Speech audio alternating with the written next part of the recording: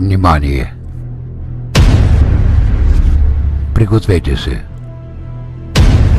Анди Мичел продукции.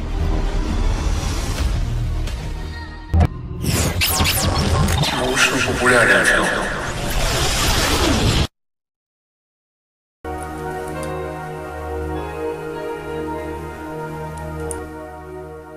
Този видеоклип е произведен, озвучен и се излъчва с любезно съдействие на Наско Минчев и българо-американска видеокръща Анди Студио Линия, град Попово, България, 2023 година. Технологии, които промениха света.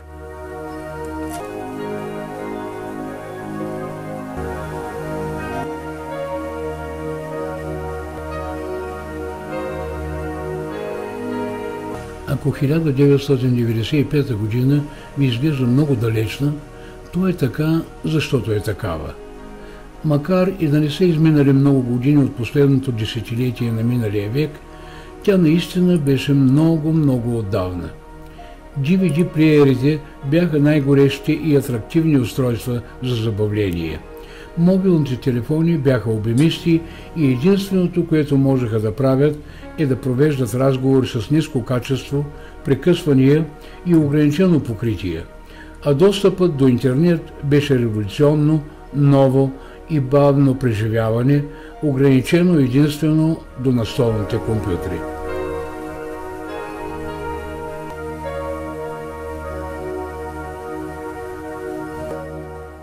Технологиите се промениха неимоверно през 25-те години от тогава до сега.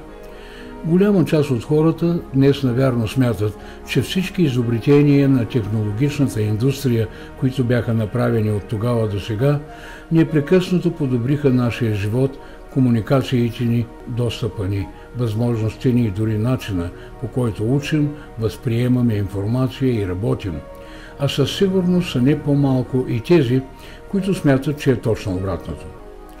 Независимо от това обаче, със сигурност има някои технологии и джаджи, които се появиха през последните 25 години, които промениха живота ни и света завинаги.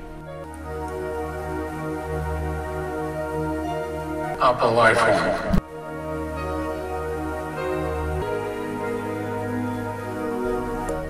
Въпреки, че това далечният първият смартфон, Apple разтърси света с представянето на първия iPhone през 2007 година.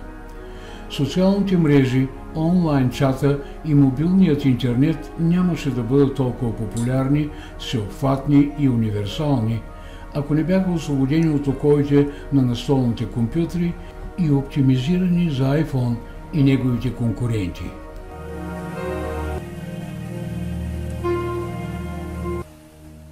Днес, 13 години след въвеждането на първия iPhone, повече от 3,5 милиарда души по света използват смартфон, почти половината от населението на Земята. Силно вероятно е и в момента да използвате такъв, докато гледате този видеоклип.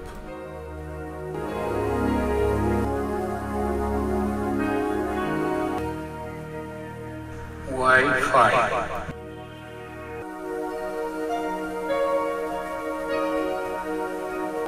Смартфоните и интернет комуникациите, които познаваме и използваме днес, не биха били възможни без безжични комуникационни технологии като Wi-Fi.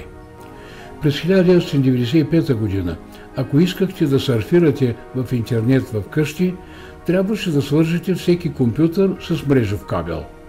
През 1997 е изобретен Wi-Fi и почти веднага бива пуснат за широка употреба от потребителите. Само с един рутер и парола за него можете да изключите мрежовите кабели и да използвате мобилните компютри по предназначение, да бродите в къщи или в офиса и да останете онлайн.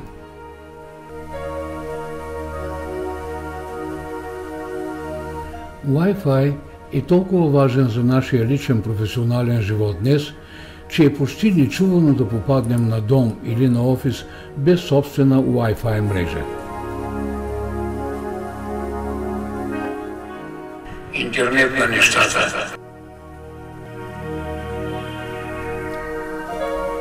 Wi-Fi не просто ни позволява да проверяваме имейла си от леглото или да избягаме от скуката, докато чакаме на опашка, но също прави възможно много потребителски устройства да се свържат с мрежата и да подават информация без човешко взаимодействие, създавайки система, наречена интернет на нещата.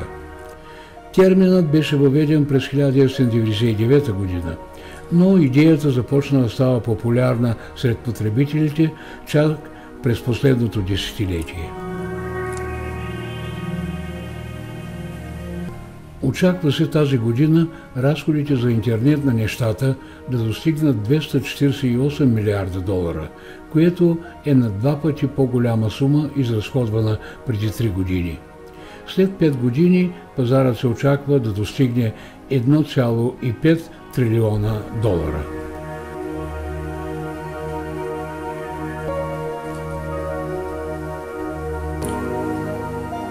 Гласови асистенти.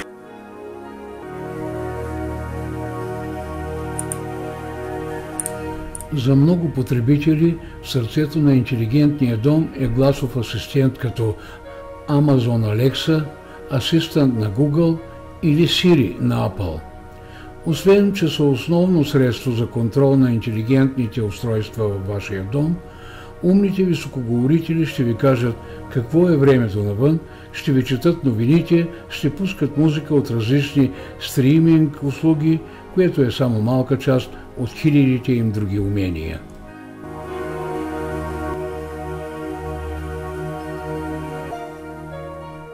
Bluetooth.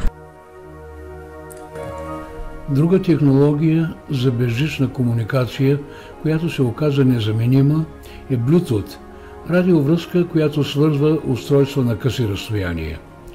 Представен пред широката общественост през 1999 година, Bluetooth е създаден за свързване на мобилните телефони с слушалки за свободни ръце – hands-free, които ви позволяват да водите разговори, като същевременно държите ръцете си свободни и за други действия, като например шофиране на автомобил.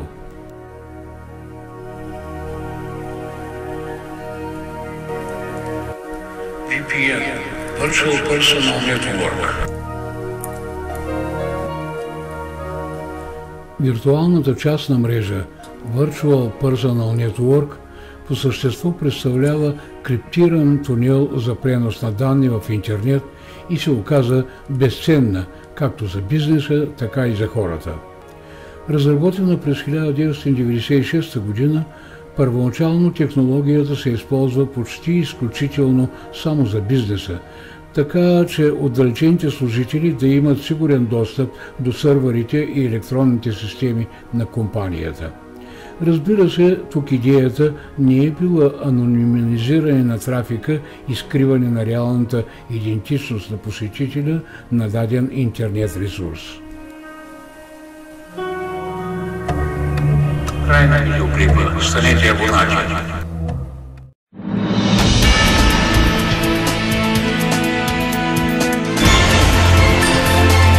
Andy's Studio Line. Independent.